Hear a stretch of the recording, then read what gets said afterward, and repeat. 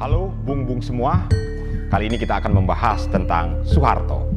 Soeharto, Presiden kedua Republik Indonesia, naik ke tampuk kekuasaan sebagai orang nomor satu di Indonesia dan berkuasa selama 32 tahun.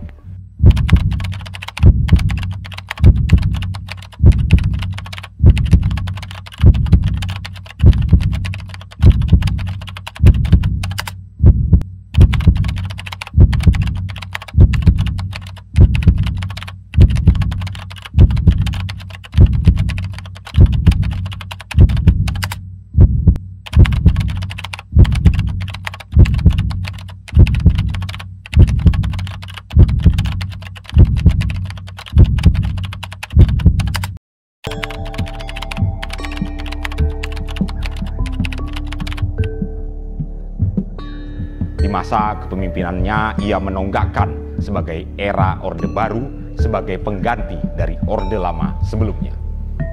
Berikut kami sajikan momen-momen krusial penting bagaimana secara legal formal Soeharto bisa sampai ke tampuk kekuasaannya. Legal formal maksud kami adalah proses yang saat itu diakui sebagai konsesi bersama. Meski tentu beberapa konsesi saat itu tak relevan jika dipandang dari sudut legal formal saat ini. Baiklah, setelah G30S pecah, setelah gerakan 30 September pecah, tepatnya pada 3 Oktober 1965 dini hari, Presiden Soekarno menetapkan Mayor Jenderal Soeharto sebagai Panglima Komando Operasi Pemulihan Keamanan dan Ketertiban. Saat itu disingkat Pangkop Kamtib. Panglima Komkamtib ini juga punya wewenang komando yang sangat besar setelah gerakan 30 September pecah. Namun, di perjalanannya, ini momen krusial yang kedua, 11 hari setelahnya, pada pertengahan Oktober 1965, Soeharto akhirnya diangkat sebagai Menteri Panglima Angkatan Darat. Dari tahun 1965, kita ke tahun 1966. Ini momen krusial paling diingat dalam sejarah. Pada 11 Maret 1966, Soekarno mengeluarkan yang namanya Surat Perintah 11 Maret. Soeharto diberi wewenang untuk mengambil tindakan yang dianggap perlu dalam memulihkan keamanan saat itu. Beberapa pihak menganggap surat ini sangat sakti, ibarat penyerahan kekuasaan. Semakin sakti lagi setelah sidang Majelis Permusyawaratan Rakyat Sementara atau MPRS menggelar sidang umum yang keempat. Sidang keempat MPRS ini ibarat karpet merah bagi Soeharto dan pelucutan awal bagi Soekarno. Sidang umum keempat MPRS dilangsungkan sejak 21 Juni hingga 5 Juli 1966. Saat itu ketua MPRS-nya adalah Jenderal Abdul Haris Nasution. Di sidang itu menghasilkan 24 ketetapan MPRS. Ada paling tidak 3 TAP MPRS yang menjadi karpet merah legal formal saat itu bagi Soeharto. Pertama, TAF nomor 9 MPRS tahun 1966 berisi pengukuhan Supersemar agar tak bisa dicabut lagi oleh Bung Karno.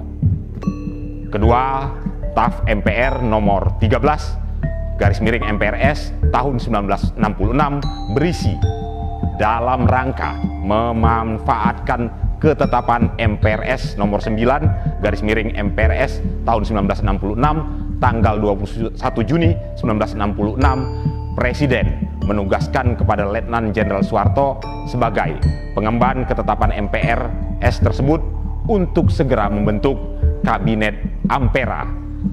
TAP MPR yang ketiga, MPRS yang ketiga yang jadi karpet merah bagi Soeharto adalah TAP MPRS nomor 15 garis miring MPRS tahun 1966. Pemilihan atau penunjukan wakil presiden dan tata cara pengangkatan pejabat presiden. Ini jadi jalan mulus legal formal Soeharto selanjutnya menjadi pejabat presiden. Kalau saat ini mungkin semacam PLT. Dari tahun 1966 kita ke tahun 1967. Tepatnya hampir setahun setelah keluarnya Supersemar, MPRS menggelar sidang istimewa. Istimewa artinya luar biasa atau di luar jadwal karena ada kebutuhan mendesak. Ini tentu lagi-lagi legal dan formal. Tepatnya pada bulan Maret 1967. Di sini MPRS mengeluarkan ketetapan, yaitu Ketetapan MPRS nomor 33 Romawi MPRS 1967 yang mengangkat Soeharto sebagai pejabat presiden. Anda tentu masih ingat pada sidang sebelumnya secara aturan MPRS sudah menetapkan tentang ketentuan atau nomenklatur tentang pejabat presiden lewat TAP MPR nomor 15 tahun 1966 di sidang umum yang keempat. Nah, kali ini ketetapan itu ditetapkan atau dipakai untuk menetapkan Soeharto sebagai pejabat presiden. Ada yang menarik dalam perkembangan kekuatan Soeharto saat ini. Jalan mulus Soeharto tentunya tak lepas dari peran Jenderal A.H. Nasution yang saat itu merupakan ketua MPRS. Namun ternyata setelah semakin mantap kekuatan politik Soeharto, A.H. Nasution merasa ada yang salah. Yang salah karena mode pemusatan kekuatan ini mirip pula dengan gaya-gaya Orde Lama Bung Karno. Bung Karno yang seperti kita tahu seperti menaruh fungsi legislatif berdasarkan kehendaknya. Dalam bukunya yang berjudul Memenuhi Panggilan Tugas jilid ke-8, Nasution sempat memention tentang istilah demokrasi panser yang santer jadi sebutan waktu itu. Bagaimana itu demokrasi panser? Nanti akan kita bahas. Soeharto yang meski kekuatan politiknya sudah makin kuat menginginkan agar dia segera dilantik sebagai presiden dari jabatan sebelumnya, yakni hanya pejabat presiden atau PLT itu. Soeharto menginginkan penetapan ini dilakukan lewat sidang umum MPRS yang kelima sebelum dia berangkat ke Tokyo menghadiri pertemuan IGGI, International Governmental Group for Indonesia. Menurut Nasution, dalam testimoninya, IGGI ini adalah kelompok negara-negara barat yang memberikan bantuan keuangan ke Indonesia, rata-rata nilainya $2 miliar setahun waktu itu. Waktu itu, selain ingin menjadi presiden definitif, dia juga ingin agar repelita yang disusunnya bersama para teknokrat segera disahkan. Soeharto yang saat itu sebagai pejabat presiden juga mengirimkan surat ke DPR gotong royong berisi permintaan pendapat tentang nama-nama 97 anggota DPR GR yang baru. DPR GR saat itu menyerahkan semuanya kepada pejabat presiden. Ngikut saja. Akhirnya DPR GR jadi beranggotakan 414 orang dan hanya 110 orang yang lama. Sementara 300 orang selebihnya adalah anggota baru. Padahal itu belum pemilu. Melihat hal ini, Nasution tak setuju dengan pola-pola seperti ini.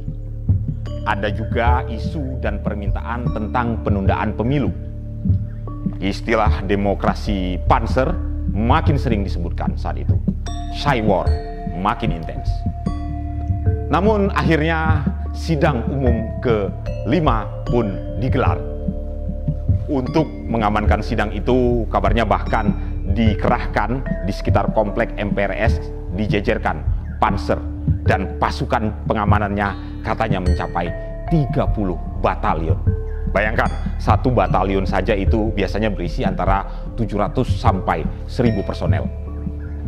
Ada juga cerita tentang penyadapan mikrofon anggota MPRS yang bersidang.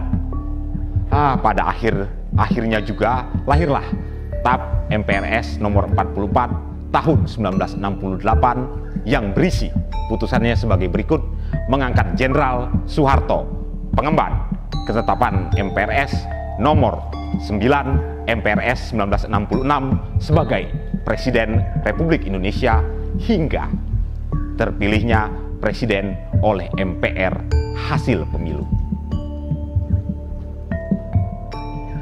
Lewat ketetapan itu, ketetapan yang sah dan legal formal itu, Soeharto berkuasa. Lalu ia dipilih kembali oleh MPR hasil pemilu pada tahun 1973 untuk periode kedua. Itu dia perjalanan Soeharto. Ada hal yang menarik yang akan kita bahas selanjutnya tentang kans dan kenapa Jenderal Abdul Haris Nasution tak tampil untuk menggalang kekuatan politik maju sebagai seteru Soeharto di kursi kepresidenan. Nantikan bahasannya, bung-bung semua, selanjutnya di Testy Files.